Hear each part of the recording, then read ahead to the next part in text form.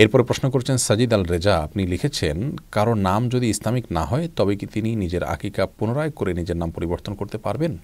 ভাই সাজিদ, কারোর নামের অর্থের মধ্যে যদি এমন কোনো কিছু থাকে যেটি ইসলামী বিশ্বাসের পরিপন্থী, তাহলে সেক্ষেত্রে সে নাম পরিবর্তন করা আবশ্যক। নবী আলাইহিসসালাম এরকম একাধিক ব্যক্তির নাম পরিবর্তন করে দিয়েছেন যাদের নামের যে অর্থ, সে অর্থটা ইসলামী বিশ্বাসের সঙ্গে যায় না, শিরকপূর্ণ বা কুসংস্কারাচ্ছন্ন।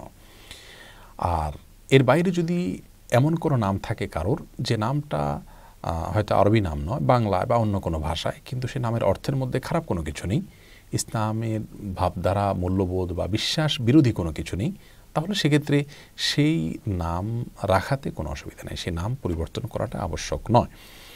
এরপরে কথা হলো যে কোনো আপত্তিকর, ইসলাম শরীয়তের দৃষ্টিকোণ থেকে আপত্তিকর নাম পরিবর্তন করতে কি আকিকা দিতে হবে? উত্তর হলো না, আকিকার সাথে নাম পরিবর্তনের কোনো সম্পর্ক নেই।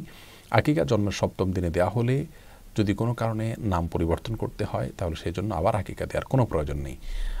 আমাদের দেশে কোনো কোনো অঞ্চলে কারোর নাম পরিবর্তন করতে হলে তখন লোকজন দাওয়াত করে খাওয়ানোর প্রথা প্রচলিত আছে।